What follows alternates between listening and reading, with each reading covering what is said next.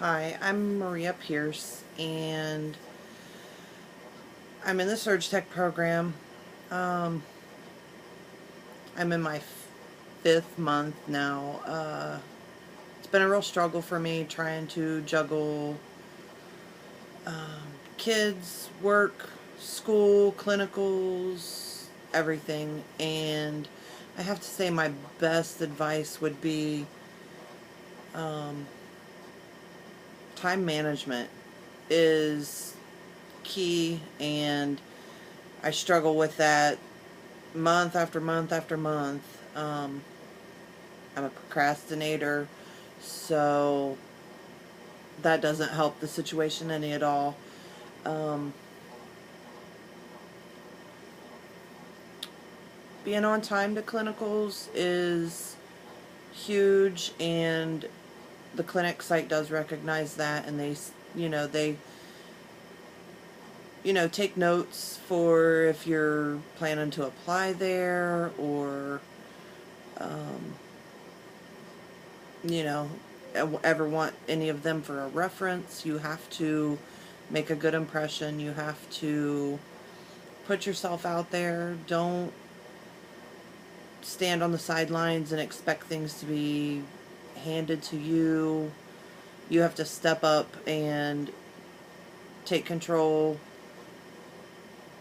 and offer, all the help that you can offer, whether it be turning over the room or um, pulling cases, stocking the rooms, whatever it may be. You have to step up and show that you're, willing to learn and that you want to be there, that,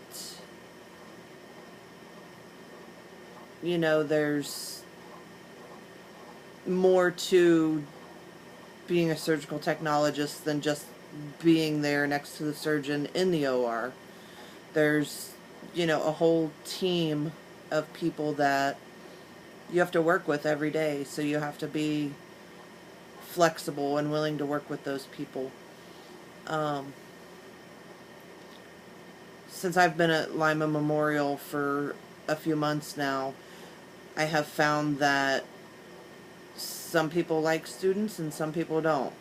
Some are, willing to teach you and help you learn, and you have to take what you can from whoever is offering, to teach you and help you, because there are some that just don't want to be bothered with you at all, and it makes it very difficult some days. I know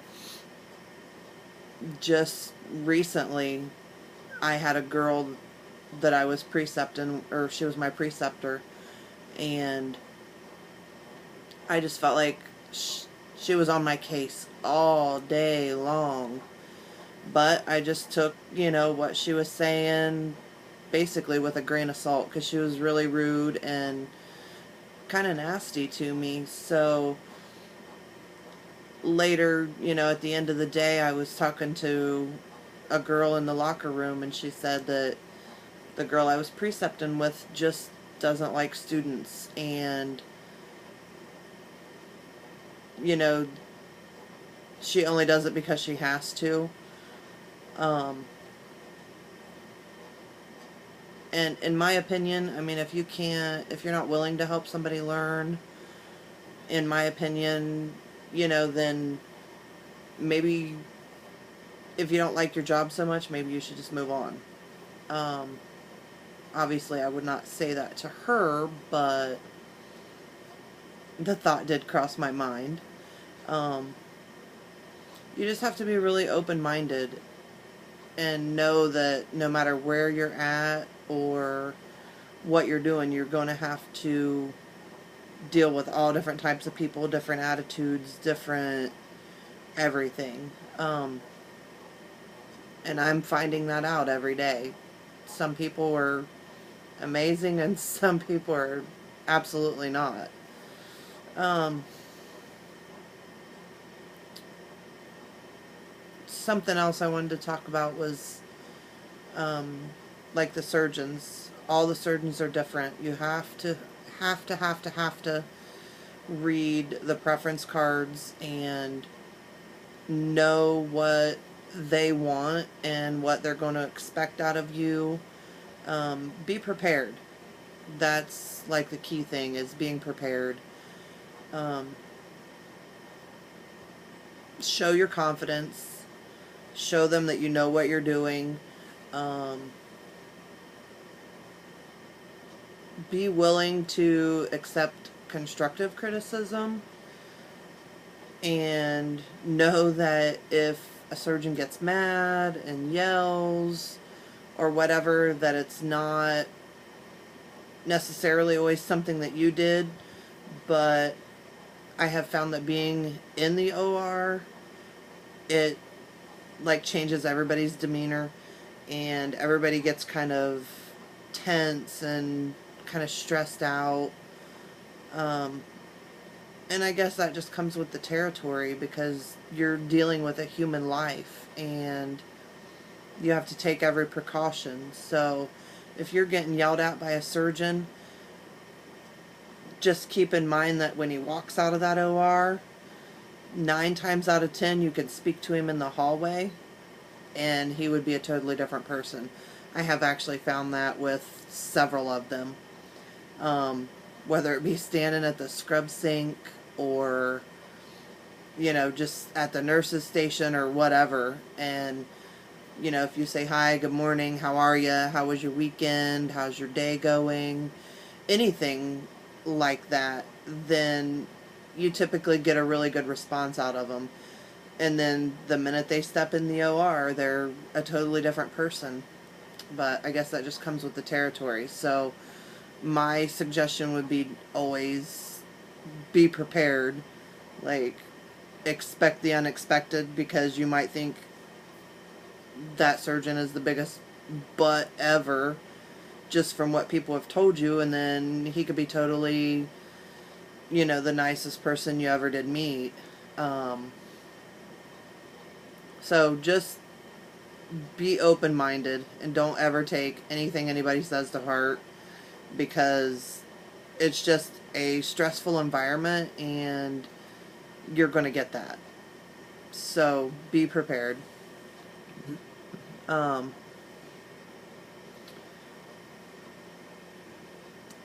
Back to what I was saying about like the preference cards and stuff. Be sure you read those, because I have found that a lot of things are on the preference card, but you just have to have them available. And if you open something that the surgeon didn't want opened, or if you open something that isn't needed for that case, then know that the patient's going to get charged for that. And some of that stuff is very, very expensive. That's what the circulator's in the room for. If the preference card doesn't say to open the stuff, then don't open it. If it's needed during the surgery, then your circulator can, open it for you. And